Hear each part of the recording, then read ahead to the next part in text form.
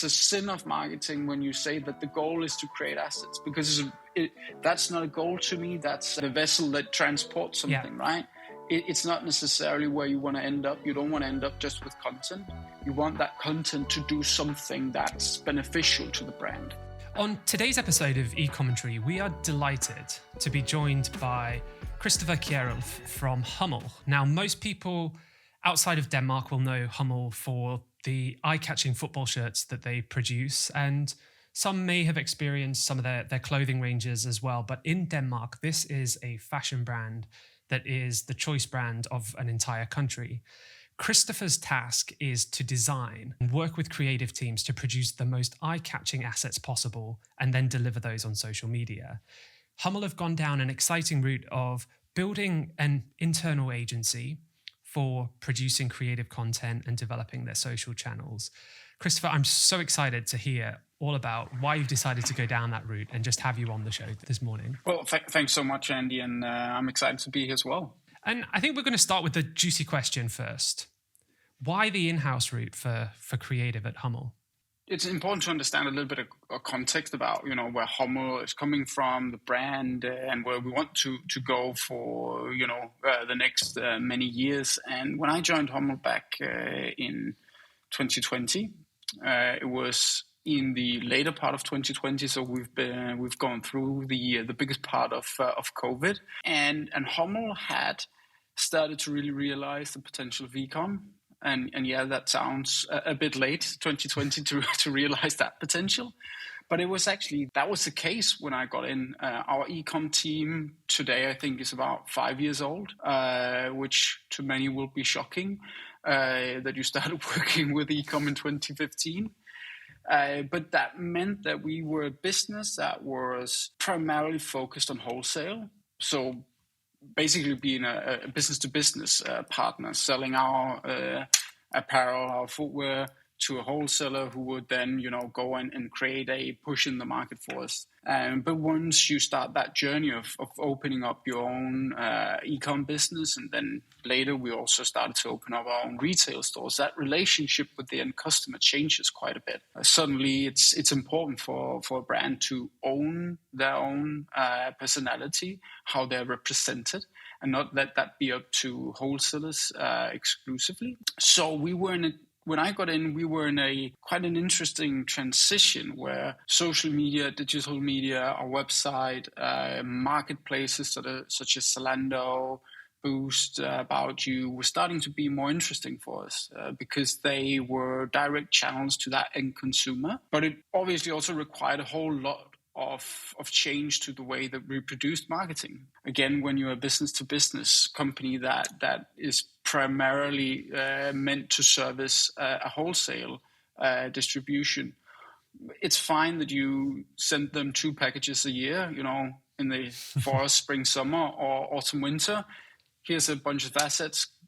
Have at it. Go do what you need to do to make this a success in your retail. But once you start to have your own direct channels, own direct lines of communication to the end customer, obviously that 2 times a year delivery is a little bit difficult to work with. I can tell you that was what we started out with. And quite quickly, it became very apparent to us that we needed to change the way we worked with marketing and the way we worked with content, that we had to deliver assets and new assets and different types of assets much, much quicker than we had previously done.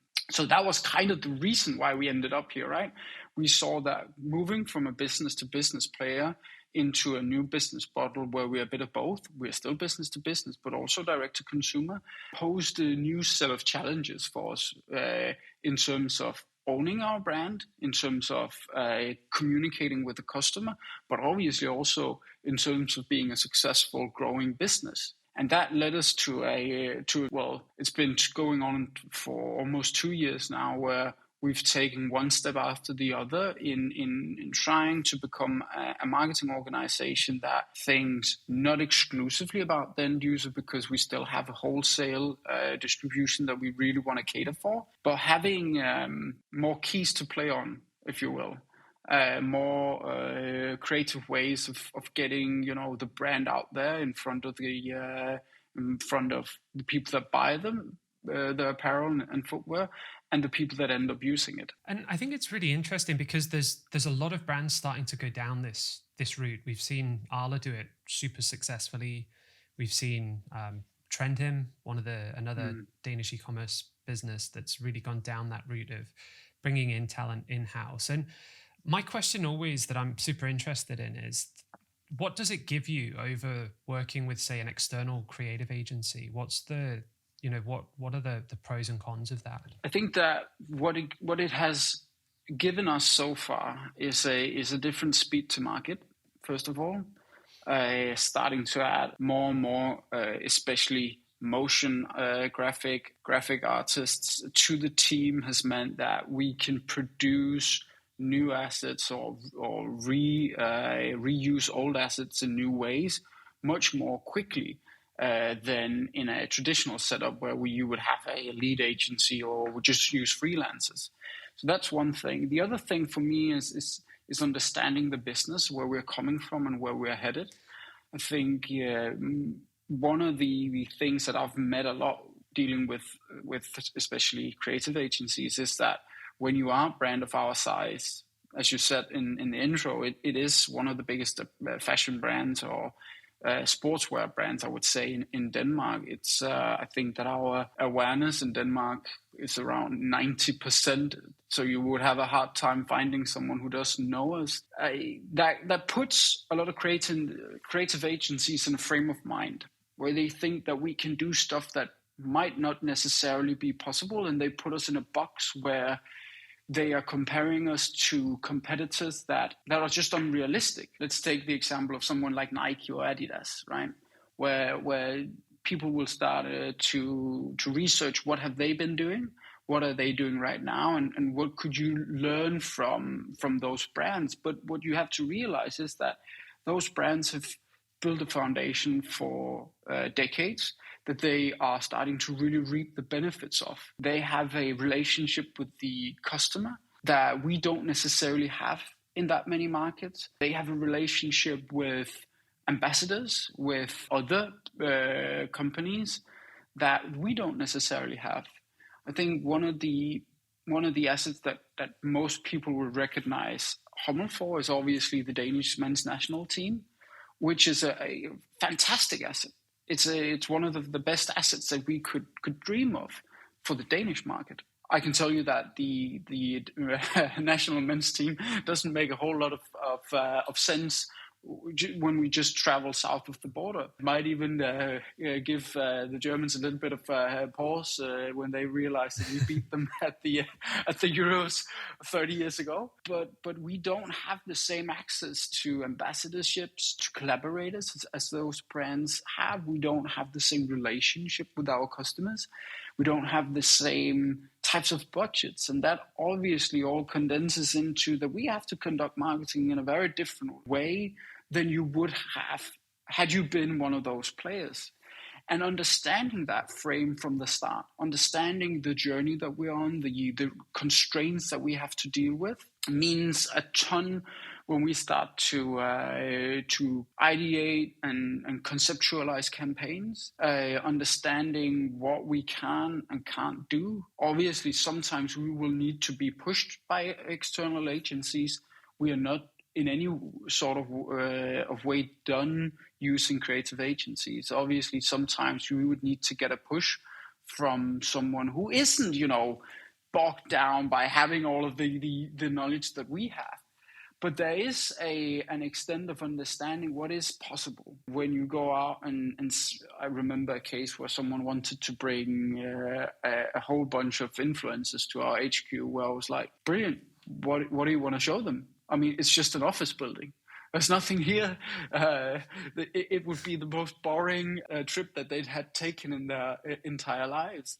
And just understanding the context that we are operating in is crucial, because when you look at Hummel from the outside in, you would probably think that we are bigger, that we are in a different position than we are actually in. Yeah, I think that's always really interesting, the outside perception of brands. And usually, people expect, because they've seen Apple, they've seen Apple HQ or they've seen Nike's campus or Gymshark's campus, and they think every brand out there has this enormous setup, but it's almost like you've got to know the brand, the ins and outs of a brand, and there's this learning curve that any external partner goes through with a brand. And it always seems that with creative, there's so much in a brand's identity that there's this onboard, this learning curve, and then you have the constant challenge with say a creative agency, that if, for example, you have an agency of choice and then you lose the head, the creative lead of that account, all that knowledge then goes. Whereas if you have the talent internally, the talent is kind of diversified across the team. And I think that's super, super interesting. Now, you mentioned earlier, I'm just going to circle right back, that this is something that you've heavily been involved with, is assembling a creative team and building up for, a major brand. Where do you start there? I think for us, it was getting the basics right. I mean, there's a ton of ways that we could have, a ton of paths that we could have gone down. We could have started, hiring TikTok content creators. But I think for us, also, again, understanding where we came from, it was very much about starting with the right basics, building out a foundation, building with, the people who understood content creation, who understood creative concepts, who understood art direction, and getting those roles filled first. And then from there, when we start to show the potential that we have with something like this, we can always start to, build on that foundation. I think it's especially when you're in a position like Hummel, where, again, we're very well known. There's no doubt about that. But the ambitions that we have as a brand also requires that we do sort of a repositioning in the market, that we start to own the brand, as I said earlier, and really understand, what brand do we want to be, and how do we start to communicate that in a way where it resonates with the end user. And getting those basics right from the start was very, very important for us. Again, also, you were talking about some of the pros and cons. Something as planning a seasonal campaign, getting that in-house, starting to play around with our personality, our brand identity, understanding it, living it, breathing it, having to make the decisions on a conceptual level of saying, so what does this brand identity marker mean to us? It has to be more than a pair of nice phrases on a piece of paper, right? It's something that we had to live and breathe. So it was very much about getting strong copywriters, getting strong art directors in the team, and making sure that they had easy access to our media team, and that they had easy access to a social team. So, because I think the danger with creative teams is when you isolate them and you have them be creative for the sake of being creative. I think that the magic starts to happen when they are involved with, other skills. They are involved with other specialists that understand, audience, that understand channel, that understand distribution. Because so often in my career, I've seen, brilliant concepts, but then you start having to make sure that they fit to a channel, and it just loses a lot of the magic that it had in the beginning. And making sure that in our end, when we start to conceptualize, it involves, a copywriter, a art director, but it also involves a category marketing manager. It involves a social media specialist. And in some cases, we would bring in the media team as early as possible to have an understanding of, okay, so where do we see this campaign being distributed? Which channels are we working with? What is it? What's our goals here? What is it we want to achieve? I think something like briefing is important. You can overbrief, you can underbrief. I think that both underbriefing or overbriefing are really a troubling thing, because it doesn't really give an aim for a creative campaign. But having the right people in that room, letting them know what their role is, how they contribute to a creative concept, is for me so crucial. So we don't end up in that traditional sense where it's just a creative duo that had to be creative for the sake of being creative. And the way that they were brought up was that creative was a full page in a news magazine, because that puts so many constraints on your creativity in the media landscape that we have available today. That's really interesting, and there's so many good points of what you just said. I'd love to kind of dissect them bit by bit. And the first part is all about briefing, because what we usually see is creatives are either given too much information that ruins their creativity, or they're not given enough information and they develop this overwhelm, or they go down a route that they believe is the correct route.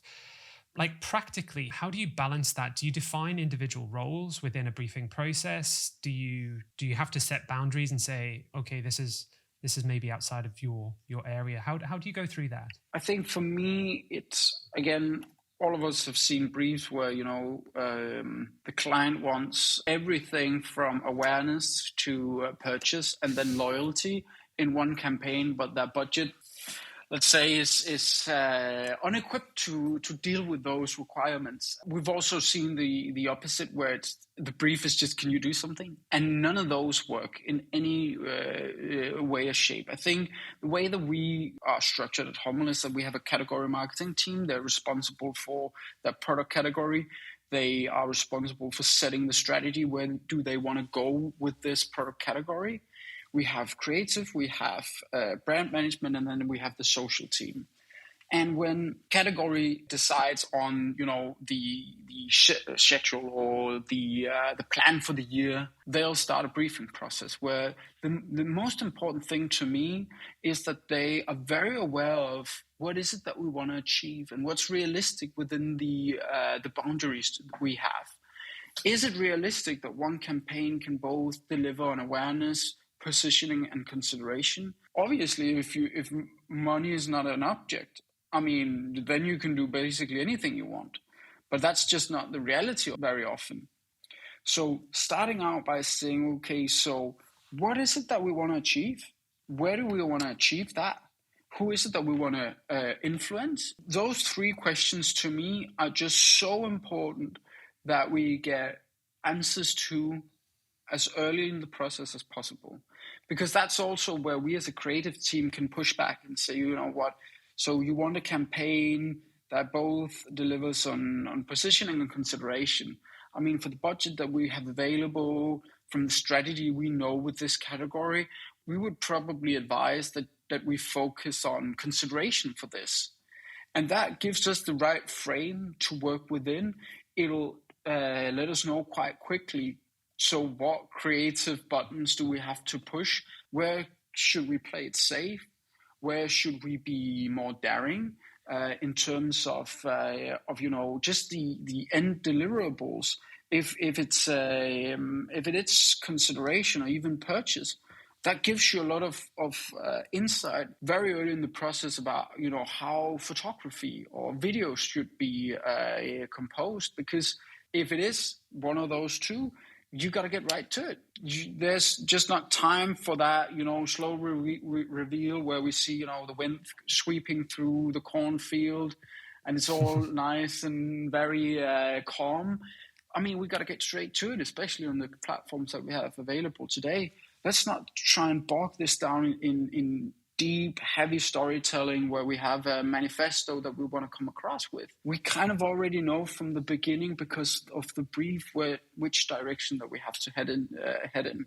And then, obviously, a lot of the concept then is also derived from the brand personality, derived from the target audience that we're communicating to, the channels that we want to use, and getting all of those four things to fit together in the right way. That's almost like the perfect answer there. This is where brands get, from my experience anyway, that, it's that lack of specificity within a brief. Oh, we need to design something. Oh, we design to everybody. Well, when you try to advertise to everybody, you advertise to nobody, and being very clear about what the purpose is and really hammering that home. So I think there's some really actionable advice there? The brief is a chance for marketing to show that marketing is more than just, flashing lights. The brief is where marketing can really show to the business that they understand that they are a function that, yes, most often we're support, but we're also business critical in the way that we can really help drive sales. We can help drive, demand in the market. That we show we understand the overall business strategy. Because at the end of the day, whatever we do needs to be aligned with the business strategy. I've seen so many briefs where the goal is to create content. That's just not a goal in my mind. The goal is that, we want to increase awareness in market X because we have this challenge, or we can see from our analyses that we're well known, we have the right positioning, but we're just not translating that into purchases. So we have to do something about consideration in this target audience. That's where the brief is strong. That's where we show to the business that whatever we're going to invest here is in direct support of our overall business strategy. That's something that we, as marketeers, in my opinion, really need to start going back to. Understanding that it is about supporting the business, both short-term and long-term goals. It's a sin of marketing when you say that the goal is to create assets, because that's not a goal to me. That's the vessel that transports something, right? It's not necessarily where you want to end up. You don't want to end up just with content. You want that content to do something that's beneficial to the brand. Yeah, and that's the danger. People only look at 2 points. They look at, we need content and we need sales. And they don't understand that along that path to sales, there's so many other influences that need to be made. And for example, you mentioned that Hummel have incredible brand awareness in Denmark. And so that within a campaign, okay, there may be sections of a category that you could expand if it's a new range. But in general, awareness is probably pretty good for Hummel. So then what you need to look at further down is, okay, where in our customer's journey are we not performing?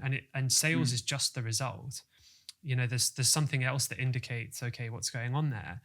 And I think what I'm really kind of interested to hear is, like, once the creative has been made and you've aligned your marketing team, produced the creative, how do you bring your creative team back into that feedback loop at Hummel? I think that's where we still have a lot to work on, because we are still in the beginning of the journey, right? It's still I think that's where, if it's an in-house agency, if it's an external agency, getting that feedback loop and making sure that, you take learnings from the past campaign and put it into the new one is something that is hard. It's just difficult because it's the most easy thing to leave out in a process. It's the most easy thing to leave out when you just have a busy day. You're just running from one thing to the other, and direct to consumer is demanding a new campaign, so we don't really have time to sit down. But it's also one of the most crucial things in my mind. One of the product categories that we've worked with quite a lot is our training category, where something as simple as the way that we light our productions, the light that we want to use, is it too warm? Is it too cold? Is it flash that we should use? Is it something else? Has been a topic that we really didn't have an answer for, and we tried a whole lot of things. But once we decided to get together and sit down and look at past campaigns, look at what worked, look at other brands, what did they do, then it started to make sense, and we got to a point that was a lot closer to the kind of creative direction that we wanted. That's obviously, the feedback loop in a creative team.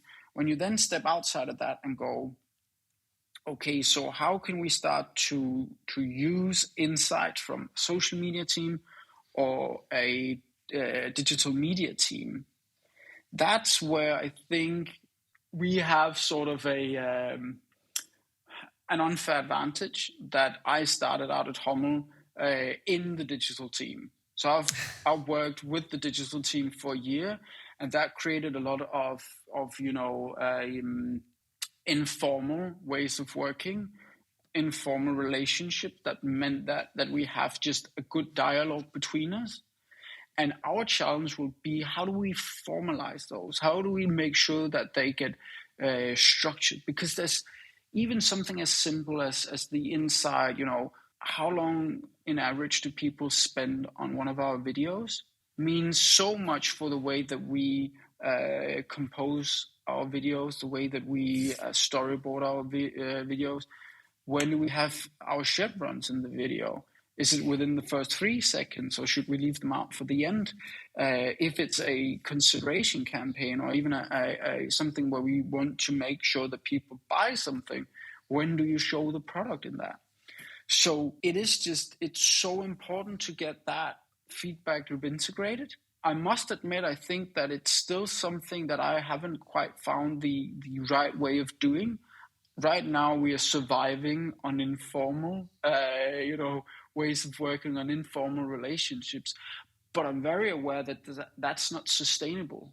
It's something that you need to build in, again, to maximize the potential of an in-house creative team, and also to maximize the potential of having an e-com team that has access to insights, and making sure that's funneled back into the process, right? Yeah, and I think that's where sometimes the bottleneck in the process can come in, is because the e-commerce team or the digital team will pull all these great statistics. They know, the data points, and they know the click-through rates and the video watch times and things. And to a creative, this is a completely, new language that they're not necessarily familiar with. And the challenge sometimes is saying, put all the acronyms to one side, put all this marketing jazz to one side, and let's focus on what this actually means and translate it. So put it into a term that everybody will understand and can get on board with, so that you create the reports that actually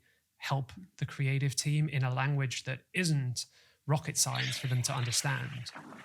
100%. I think for me, that's why it's so important for me to have someone from our social team in the creative process as well, because it's unrealistic to expect or even demand that a copywriter or art director understands the acronyms, understands or have even had their hands on social media, from a business perspective.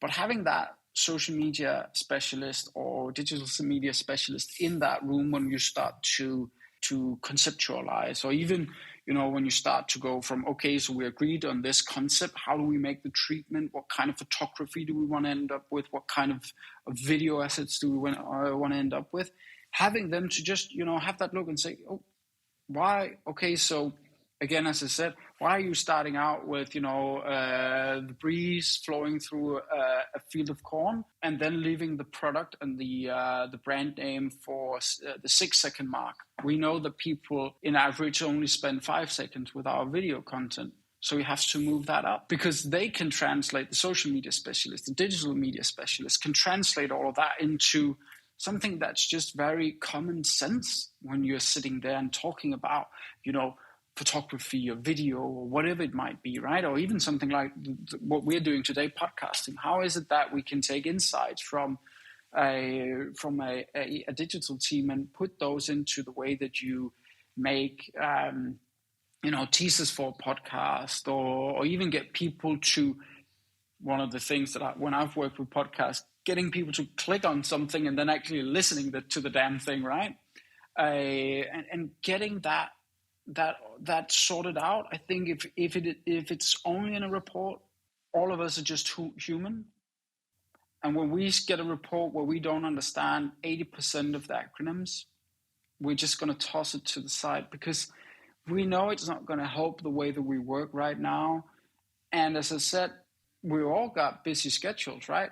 It's not because anybody's just sitting around waiting for the next thing to fall in their lap. So how is it that we make sure to integrate the specialists in the process, so they can communicate all of those insights in a language that, you know, a copywriter, an art director, a DOP, a photographer can understand.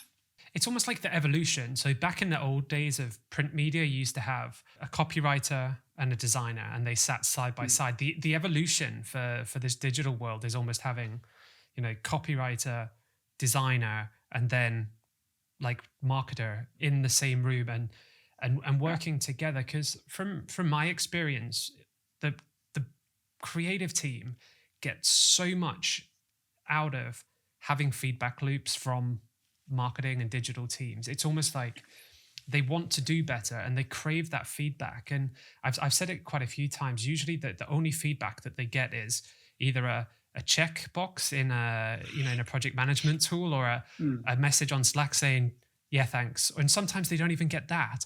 But when you start to give them that loop, hey, that ad that you designed last week is our best performing ad of the month. They're like, yeah, they get something out of that. You know, when you tell them that you've put the piece of creative that they've worked their ass off on for a week, they've put that into a digital campaign and it's generated this much revenue, they're like, oh my God, like it adds a bit more, you know, meaning to what they're doing. And it pushes them to then go, oh, well, the best ad I designed had a watch time of 6 seconds last week. Okay, this week I'm gonna try to beat that.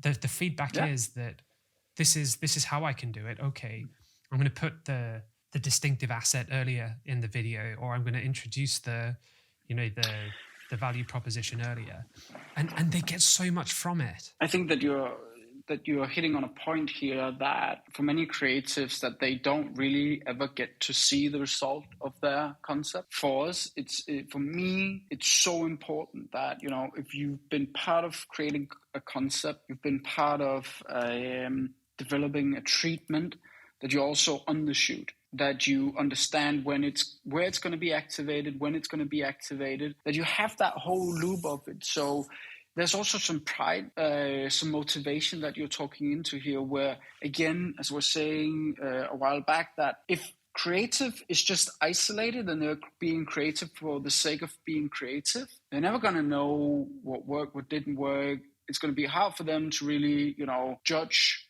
from their own point of view. Did it actually end up where I wanted it to end up? And having that, you know, where they're present throughout the process, where they're developing concepts together in a very collaborative way with the media team or the marketing team, is just so important for giving them work satisfaction, you know, being part of something more than just that small team, but also pushing them to understand new things, to understand, you know, where is it? If it's a print ad, well, how the hell am I supposed to put it into that magazine, get that magazine, have it in their hands after the ad comes out? Does it make sense with all of the other stuff that's going on in there? Making them, I told my team a few months back, I don't know if it's something that you can tell your team to do, but I was like, you know, it's a new media reality out there. All of you need to download TikTok. You need to be on TikTok. You need to have a profile. You need to spend time in there. You need to find out, you know, the ways of communicating on a new platform, because we can't do our job well if we don't understand what's happening out there. And again, taking that creative team and obviously giving them space to be creative, to really geek out, if you will, and do crazy stuff that you know you're never going to produce, but it's going to pull us in a direction. But also getting their hands a little bit dirty with the channels. Our copywriter and the creative team, once in a while I ask her to write social copy, just to understand that, yes, you can write this long, but sometimes you also have to write this much. And how do you make sure that that's compelling? How do you make sure it's on brand? How do you make sure it's effective? And understanding that, you know, a headline on Facebook is 25 characters. That's all you have to do with. When is it that if you write copy that it gets broken up by a read more tab? Just getting those insights and trying to work with them and understanding them and understanding the consequences that it can have for what you write or what you produce. I think is a lost art, which would mean if it was a lost art, that it's something that we did in the past, but it's something that we really haven't done, but we need to do more of, I think. I agree, and I'm a big advocate of you need to get involved, and sometimes you need to do things that are a little bit beyond your safe zone. TikTok. Like, I mean, I've been experimenting with TikTok. We started off down one route where we went on our company page. We should do all this big thought leadership stuff. Saw that didn't work. Then started to think, okay, we need to do more fun stuff. And then on my personal one, I'm like, okay, that's where I can do a bit more like thought leadership. And as a platform, I feel like it's put a spring back in my step, TikTok, because it's something I don't understand. And I'm like, I want to figure this out. How are you approaching that at Hummel? Yeah. This is a big change in marketing. I think TikTok for us or new media platforms for me is always a weird size. I mean, yes, I'm responsible for the creative team. I'm also responsible for a social media team. And if you look at my career, I've worked predominantly in social media, and that's where, my creativity and my creative background stems from. But I think that it's from a business perspective. Obviously, you need to understand the new platforms out there. But it's also very much, again, about making sure that whatever you choose to do aligns with the business goals, aligns with, where you're heading. We've definitely played around with TikTok. We had a brilliant agency helping us out with it. And we've learned a ton of, I think, more than 6 months on the platform now. I think that TikTok is one of those where you really need to want to do it. You need to dedicate to doing it. I think that with the way that algorithm works, it requires that you are active. It requires that you produce content at a speed that most internal marketing departments just can't do. It is a completely different beast that devours content like no platform ever has. It's so interesting. I completely get, the spring in your step that you're referring to. It's been a long time since a platform has caught me and caught my attention like TikTok has. I feel like so many other people that they can just disappear and look up from the phone 2 hours later and go, what the hell happened, right? And that's because of that contagious algorithm. And it's something from a very personal perspective where it's so much more fun to try and figure that algorithm out than trying to figure out Facebook's algorithm. But I also think that there's a little bit of novelty in that you've worked with the old platforms for so long that you were kind of in a place as a social media marketeer that you needed your new fix. And we had Clubhouse that came in, and everybody was like, Clubhouse, let's do Clubhouse, right? And we pretty quickly found out that was a feature, not a brand. But I think it also, TikTok came at a point where we, from a social media perspective, needed an alternative to the established platforms. And going on there from a brand perspective means, for many marketing departments, having to rethink the way that they're structured, having to rethink brand personality and brand management, and really, truly, for the first time, letting it go. Living that this is a place where you can experiment. It's a place where you can set yourself free. It's a place where you can push that brand personality to its maximum. You can push the boundaries, you can move them, and understanding that a 32-year-old social media marketeer / creative has lost his relevance. I think that this is where we as marketing departments and marketing leaders need to understand that if we really want to be successful, it's also opening up to a new generation of marketeers that work in a different way, that see brands and see media in a different light, and trying to give them a little bit of that responsibility and wiggle room that a lot of us feel like we got to keep very close to us, because what will happen if X, right? But the cool thing about TikTok is that if it doesn't work, it's the exact same thing as with any other social media platform we've been on. Nobody will see it. That's just how the algorithm works. And if you do end up doing something that pushes the brand to its boundaries, well, if it resonates, well, that's an insight that you need to then take into the brand. Not necessarily if it's within a target audience that you don't necessarily care about or want to sell to, but if it is in your, let's say, core target audience, and you're doing something that might be associated with the brand, but it's taking it in a new direction, that's an insight that you need to put into it. But again, I think that it's very much also about taking a step to the background as more established leaders in marketing, and saying we need to let a new generation have the same opportunity that I had when I started out, because nobody knew anything about Facebook, or nobody knew anything about Instagram or Twitter or LinkedIn. Well, that's where I'm that 35-year-old marketeer that I looked at 10 years ago and thought, ooh, you need to start playing on these platforms, mate, right? And I think that I have to, or businesses today have to extend the same, opportunity to young marketeers. This is the thing that scares business leaders as well, is that they don't understand this. There's a new generation, and what we see with Gen Z is that they consume content in a different way. They respond to different content. And if your brand wants to be around in the next 20, 30, 40 years, you've got to move with the times. And part of that is kind of maybe letting go of some of the things that if you'd have suggested, I don't know, even 5 years ago, posting up one of your team in branded clothing, dancing to the latest track, or creating a joke from behind the scenes of a photo, it might have been an interesting proposition.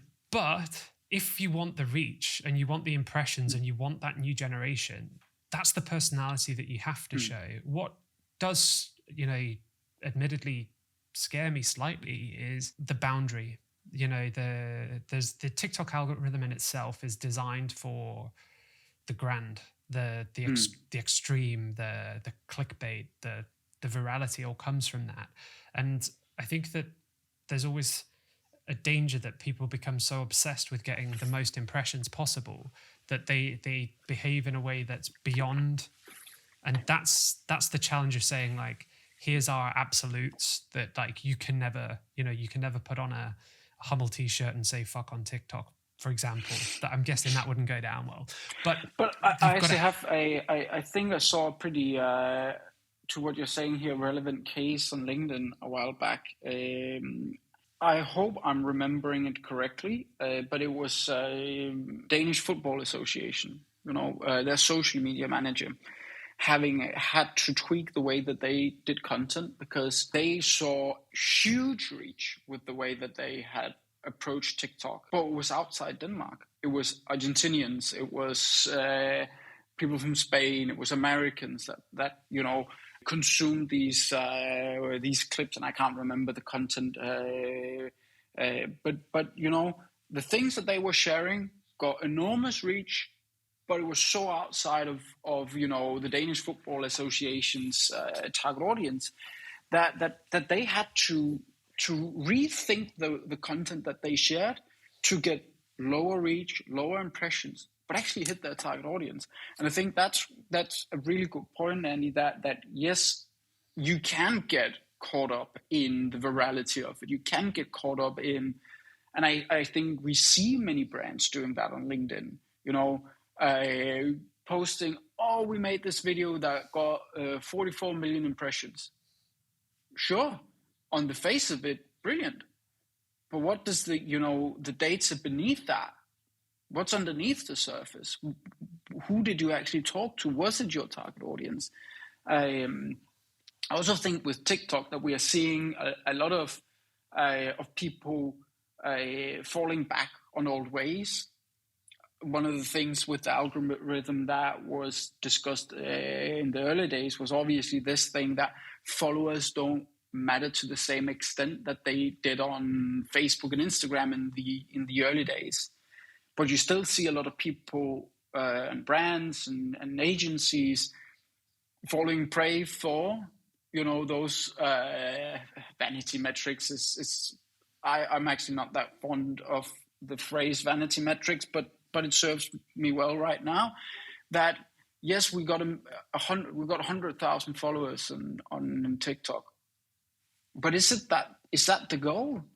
Does it do anything for your business that you have those? What is it that you're trying to achieve here? Who is it that you want to talk to? How can you actually use TikTok as a part of the marketing mix that pushes the brand in the right direction? I think that always has to be the question that we ask ourselves when we start up with new platforms or start producing content. It is like the gold rush at the moment for gaining followers. And I think that this only serves to really benefit influencers that want to sell how many followers they have to brands. For a brand, for example, I don't know, unless there's a linear effect of the more TikTok followers we gain and the more revenue we increase on D2C, or the more site visits that we have. I think, like you said, there is a quality element that needs to be calibrated. And then on the other hand, I think when you're making an argument, it always has to be as nuanced as possible. And that's one of the things that I've learned from my time at Hummel, right? Because I've always been of the mind that followers to a large degree don't make any sense. It's not a goal. It's not something that has any value for us as a business. But when I started at Hummel, I did the same speech. Follower count. It doesn't really make a ton of sense for us to be focusing on that as a KPI. And then I started talking to our sales colleagues, to our chief commercial officer, and he was saying, "Well, it makes a ton of sense what you're saying, Christopher. But when we're going out with a new product category and we're telling a wholesale purchaser that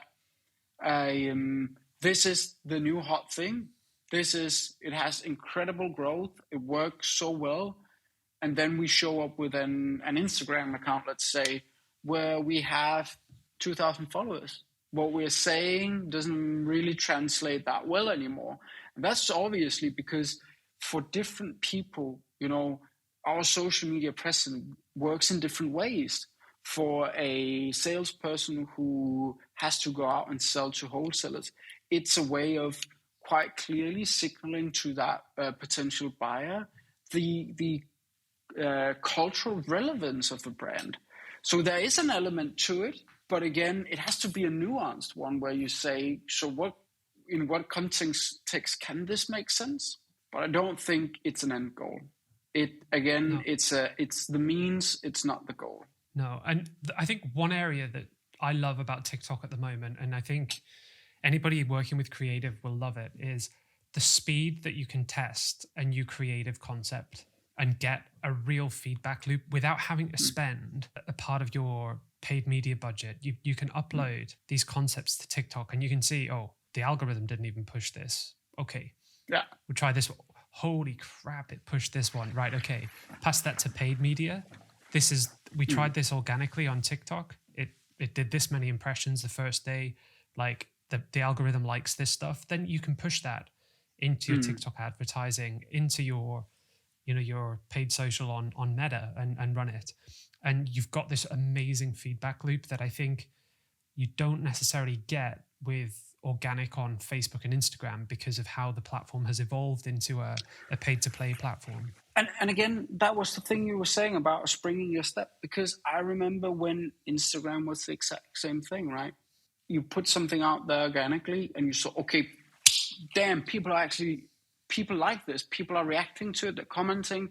I remember when I started out a long while back, we used Facebook organically a lot. We could just see when we did thought leadership content for that brand. Okay, people started tagging each other in it. They started sharing it. Okay, we gotta amp this through paid, right? There's something that works here. But the way, as you said, the way that the platforms have evolved is just, it's pay to play. And I think TikTok to a large degree almost becomes a little bit nostalgic to us, because it's like, oh, this is how it used to be. It was fun back then, right? It was fun. It was something where you could test out ideas.